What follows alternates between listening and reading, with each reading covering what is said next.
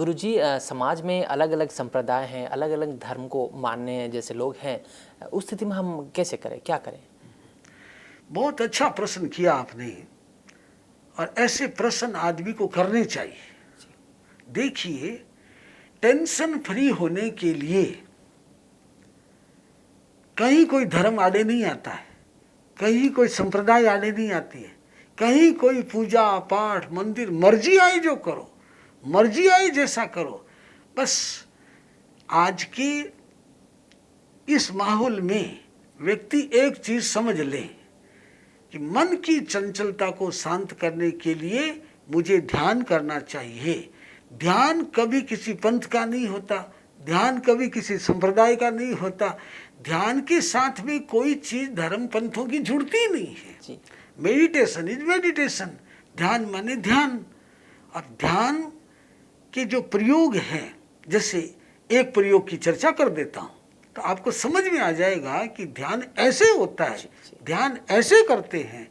देखो, मैं जो शिविर लेता हूं उसमें ध्यान का पहला चरण है महाप्राण ध्वनि। इसका अर्थ यह है कि सांस भरो और ध्वनि करो, सांस भरो और ध्वनि करो। आप मेरे को देखो, मैं अभी आपको ये चीज तो 1 मिनट में ही सिखा देता हूं।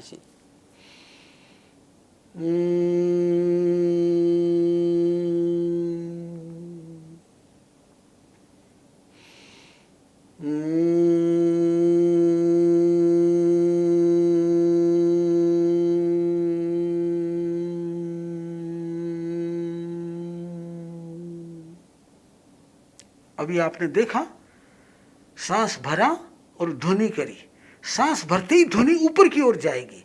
अब लगे कि सांस खत्म हो रहा है तो ध्वनि मंद मंद बंद, स्लो स्लो स्लो करते करते ध्वनि बंद हो जाएगी। फिर सांस भरेंगे, फिर ध्वनि करेंगे। एक बार में अगर इस तरह से 9 बार 9 बार ध्वनि करते हैं, ये 9 बार ध्वनि जैसे ही संपन्न होती है, उस आदमी से आप तुरंत पूछो कि भाई साहब तुम्हें कैसे लग रहा है? वो कोई गाड़ी, ये क्या हो गया? अब तो मन कहीं नहीं भाग रहा है, सारी चंचलता ही शांत हो गई। क्योंकि मन जो भाग रहा था उसके रास्ते सारे बंद हो गए, सारे शटर डाउन हो गए।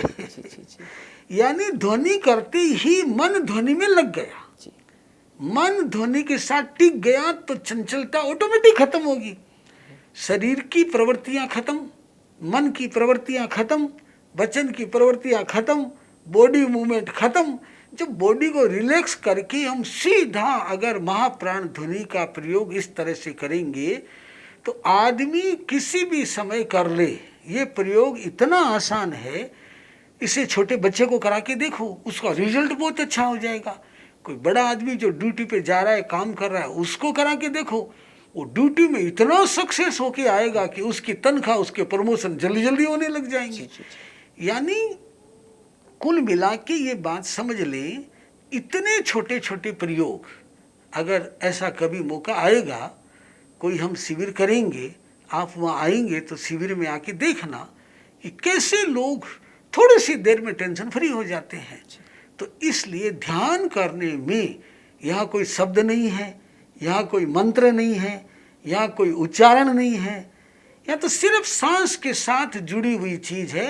इसे हम कहते हैं ध्यान। श्वास सद गया तो सब ध्यान सद जाएंगे, श्वास नहीं सदा, श्वास पकड़ में ही नहीं आया तो कोई ध्यान हो नहीं सकता।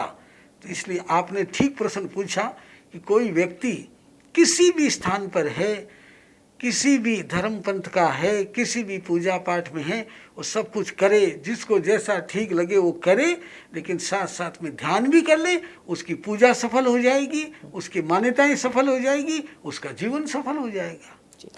गुरुजी, आप यहाँ आए, हमारे सवाल का जवाब दिया, जो बहुत अच्छा लगा, वो हमारे लिए बहुत कीमती है। इसके लिए आपको बहुत बहुत धन्यवाद।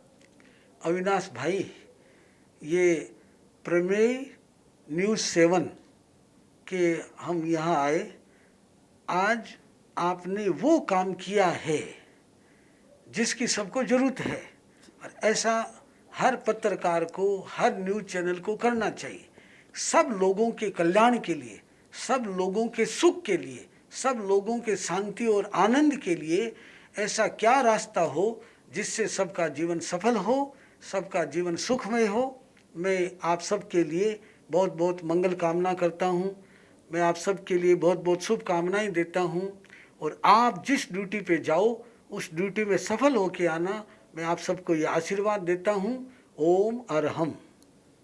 आज आम कार्यक्रम थिले जैन गुरु आचार्य अरविंद मुनिजी। तांकठु आमे शिखिले लाइफ रे केमिति आमे स्ट्रेस मैनेजमेंट करि परिबा। आशा करे ए स्वतंत्र साक्षात्कार आपनको भल लागिथिबो। आजर कार्यक्रम को एठी रखुछु। धन्यवाद।